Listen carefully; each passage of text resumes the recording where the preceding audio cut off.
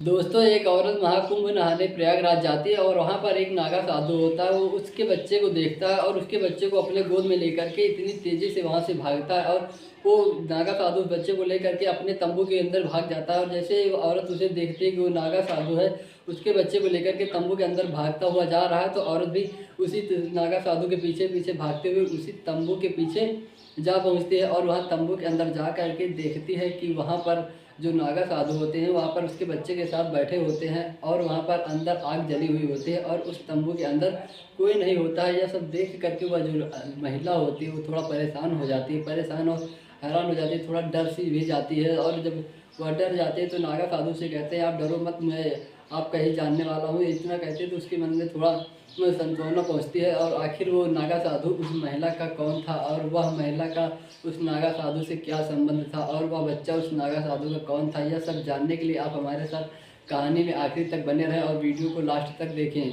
अगर आप अभी हमारे चैनल पर नए हैं तो पहले आप हमारे चैनल को सब्सक्राइब कर लीजिए और वीडियो को लाइक कर दीजिए ताकि हमारा हौसला एकदम बना रहे और मैं आप सभी लोगों के लिए डेली इसी तरह की एक नई नई कहानियाँ लेकर आता रहूँ जो कि सच्ची घटनाओं पर आधारित होती हैं। तो दोस्तों, जो आज की हमारी कहानी है, ये कहानी है उत्तर प्रदेश का एक ज़िला पड़ता है जिसका नाम है हाथरस। ये कहानी हाथरस की है। हाथरस में एक लड़का होता है जिसका नाम अर्जुन होता है।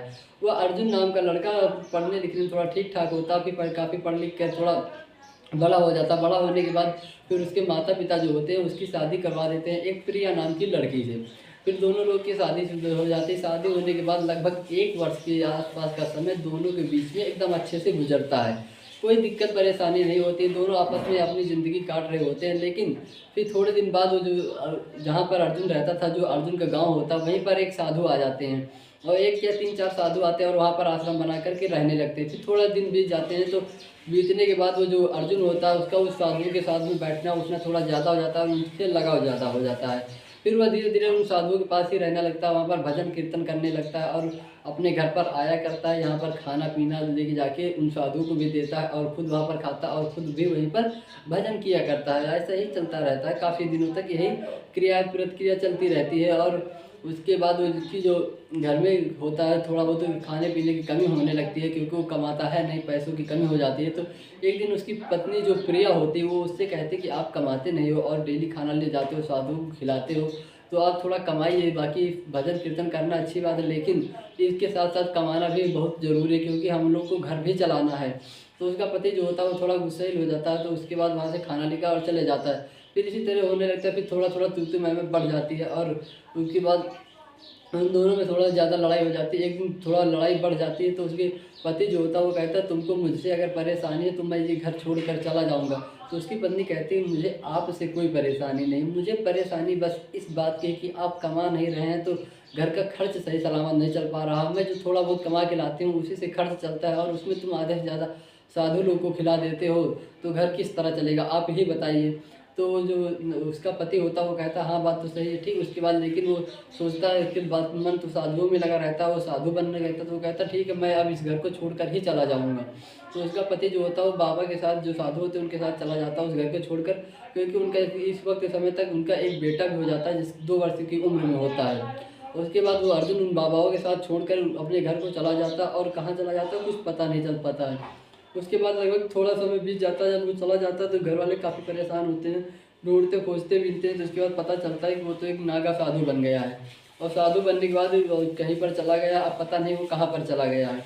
फिर पत्नी भी काफ़ी परेशान हो जाती है, फिर वहाँ पर मायके में रहा करती है, लेकिन उसका सब कुछ सही सलामत चल रहा होता है। लेकिन अब धीरे धीरे पति अगर साधु बन जाए, किसी और का कोई पति नहीं रहता तो उसको बहुत सारी परेशानी, बहुत सारी कठिनाइयों झेलना पड़ता है, बहुत सारी कठिनाइयों का सामना भी करना पड़ता है। तो उसी तरह उसे भी सामना करना पड़ रहा होता है। तो लगभग 1 वर्ष का समय बीत जाता है। उसका बालक जो होता है वो 3 साल का हो जाता है और उसके बाद वो फिर सोचती है कि मुझे अपने घर चले जाना चाहिए। तो उसकी जो पत्नी होती है वो अपने घर चली आती है जहाँ उसका मायका होता है। जब वहाँ मायके में आते हैं तो देखती है कि उसके जो माता पिता होते हैं वो भी काफ़ी बुजुर्ग हो चुके होते हैं और यहाँ पर भी कोई उतना ज़्यादा कमाने वाला नहीं होता क्योंकि भाई जो होते हैं उनकी भी सबकी शादी हो गई होती है, वो भी सब अपना अपना काम में लगे रहते हैं। तो उसकी बहन जो होती है वो सोचती है कि यहीं पर मैं कोई कुछ काम कर लेती हूँ। तो वो गाँव में ही एक फॉर्चून की दुकान खोल लेती है, किराना स्टोर की दुकान। वहीं पर अपना किराना का सामान बेचा करती है और वहीं से अपना गुजारा चला करती है। उसकी दुकान भी थोड़ा ठीक ठाक चलने लगती है जिससे उसका गुजर बसर अच्छे से चल रहा होता है। उसके बाद इस और समय बीत जाता है, लगभग उसका बच्चा जो होता है वो 5 साल का हो जाता है और 5 साल बाद फिर बच्चा स्कूल भी जाने लगता है। अब इसी तरह धीरे धीरे समय बीतता चला गया। बीतने के बाद देखिए अभी हमारे प्रयागराज में कुंभ का मेला लगा हुआ है। तो उसकी पत्नी जो होती है और उसके गांव के जो सारे लोग होते हैं, वो सभी लोग कहते हैं आज चले कुंभ नहाने चलते हैं। तो वो भी कहती है ठीक है मैं भी चलूँगी। वो भी अपने बच्चे को ले लेती है, जो जिसकी उम्र अब इस वक्त 10 वर्ष हो जाती है। तो वो अपने 10 वर्ष के बच्चे को लेती है और साथ में खुद होती है और गांव के काफ़ी सारे लोग होते हैं। सब लोग इकट्ठा कुंभ नहाने आ जाते हैं। जब कुंभ में पहुंचते हैं सब लोग वहां पर देखते हैं तो कुंभ में बहुत सारी भीड़ होती है, लेकिन वो जो औरत होती है, जो प्रिया होती है, वो अपने बच्चे का हाथ पकड़े हुए रहती है और कुछ सामान भी लिए रहते, उसे भी संभालते हुए उसी कुंभ में आगे बढ़ती हुई जा रही थी। और वहाँ पर जा रही होती तो देखती कि एक नागा साधु जो होता है वो खड़ा रहता है। वो काफ़ी देर तक उसी को देखता है और उसके बाद उस लड़के को भी देखा करता है। लेकिन जब काफ़ी समय बीत जाता है, लगभग काफ़ी देर हो जाती है, आधे एक घंटे, वो नागा साधु जो होता है वो अच्छे से पहचान लेता है कि मेरी ही पत्नी है, ये वही प्रिया है जिसको मैंने छोड़ कर आया हूँ। तो वो जाता है, अचानक प्रिया के पास पहुँचता है और जो लड़के का हाथ पकड़े रहती है प्रिया, उसी लड़के को पकड़ता है और उसको लेकर के सीधा अपनी कुटिया की ओर, जो आपने तंबू बनाया रहता है उसी के अंदर वो भाग जाता है। जब वहाँ वो भागती है तो प्रिया देखती है कि मेरे बच्चे को कोई साधु लेकर भाग रहा है। तो प्रिया भी उसके पीछे पीछे वहाँ पर भागते हुए पहुँच जाती है तंबू के अंदर।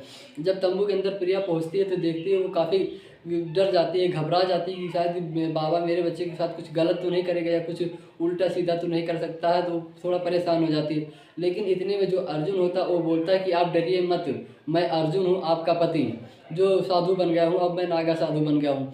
तो प्रिया भी देखती है कि हाँ ये तो वही अर्जुन है। उसके बाद उसकी आवाज़ से पहचानती है, फिर बहुत गौर से देखती है क्योंकि भाई अब 10 से 12 साल बाद वो लोग मिल रहे होते हैं। तो वो लोग देखते हैं कि हाँ ये तो वही है शायद। फिर वो पहचान लेती है, पहचानने के बाद फिर दोनों आपस में बातचीत करते हैं, फिर दोनों रोने लगते हैं। प्रिया बताती है कि ये अपना वही लड़का है जिसे तुमने छोड़कर मुझे चले गए थे 2 साल में। आज देखो 10-12 साल का लड़का हो गया है, कक्षा 4 में पढ़ता है और मैं अपना वहाँ पर बातचीत होती, बताती मैं किराना स्टोर चलाती हूँ, वहीं पर रहता हूँ। तो नागा साधु जो होता है वो भी प्रिया को देखकर काफ़ी देर तक रोने लगता है। फिर दोनों आपस में रो रहे होते हैं, तभी उन्हीं के गाँव के जो लोग होते हैं 1-2 लोग वहाँ पर पहुँच जाते हैं और जो साधु और अन्य साधु लोग होते हैं वो भी वहाँ पर पहुँच जाते हैं। जब ये देखते हैं कि लोग क्यों रो रहे होते हैं तो फिर वो प्रिया बताती है सारी बात कि हमारे पति हैं अब साधु बन गए हैं। तो फिर वो जो अन्य साधु लोग होते हैं वो कहते हैं कि देखिए ग्रह त्याग करना भी एक बहुत बड़ी तपस्या होती है, एक बहुत कठिन काम होता है। सभी लोग ग्रह त्याग नहीं कर सकते, सब लोग साधु नहीं बनते हैं। सब लोग उसे समझाते बुझाते हैं। फिर थोड़ी देर बाद लगभग दोनों शांत होते हैं, लेकिन दोनों आपस में एक दूसरे को देखे जा रहे थे और रोए जा रहे थे। फिर लोगों ने उन्हें शांत कराने की कोशिश की। थोड़ी देर बाद फिर धीरे धीरे शांत हो जाते हैं। शांत होने के बाद वो फिर जो नागा साधु होता है उसको ले जाता है अपनी पत्नी प्रिया को और अपने लड़के को बढ़िया गंगा में अच्छे से स्नान कराता है प्रयागराज संगम में, और खुद भी स्नान करता है। स्नान करने के बाद फिर जब आने का समय होता तो जो नागा साधु होता वो कहता मैं भी अब तुम्हारे साथ चलूँगा, गाँव में ही चलूँगा, वहीं पर एक कुटिया बना लूँगा, वहीं पर रहूँगा, वहीं पर सब कुछ करूँगा। अब मैं वहीं पर अपनी सेवा भावना सब कुछ करूँगा, भजन कीर्तन नहीं करूँगा। तो प्रिया जो होती है उसे समझाती नहीं, आप अब तो साधु वेश में आ चुके हैं, अब आप दूसरा वो कर चुके हैं, आप भगवान का कीर्तन कर रहे हैं, आप सही मार्ग पर हैं, आप यही करिए। तो कहता नहीं अब मैं अपने घर चलूँगा, अपने बच्चों को देखूँगा, क्योंकि मैंने अपने बीवी बच्चों को छोड़कर गलत किया। उस वक्त मुझे नहीं छोड़ना था, उस वक्त मुझे तुम्हारे साथ रहना था। तो प्रिया कहती वो दिन जो थे जब आपने किया था वो बीत गया और ये दिन कुछ दूसरे चल रहे हैं। अब आप साधु बन चुके हैं, अब आप घर का मोह माया छोड़ दीजिए। तो कहता नहीं घर की मोह माया तो मैं छोड़ देता हूँ, लेकिन मैं अब वहीं पर कुटिया बना के आश्रम बना के गाँव में ही रहना चाहता हूँ। तो प्रिया कहती है ठीक है आप हमारा फ़ोन नंबर ले लीजिए, हम गांव पहुंच जाएंगे, फिर वहां से आप हमारे पास फ़ोन करना। तो फिर हम वहाँ घर वालों से गांव वालों से पूछ के आपको बताएंगे, फिर आप चले आना वहाँ पर कुटिया बना लेना। फिर एक नंबर ले लेते हैं। फिर प्रिया जो होती है वहाँ प्रयागराज संगम से अपने घर चली आती है। जब अपने घर आती है तो यहाँ पर गाँव वाले सभी लोगों को बताती है, क्योंकि गाँव के जो लोग वहाँ साथ गए थे वो लोग भी वहाँ पर उससे मिलते हैं। फिर उससे सारी बात बताने के बाद फिर गाँव वाले कहते हैं ठीक है आखिर है तो अपने गाँव का ही दामाद, अब साधु बन गया तो क्या बात है, बुला लो उसे।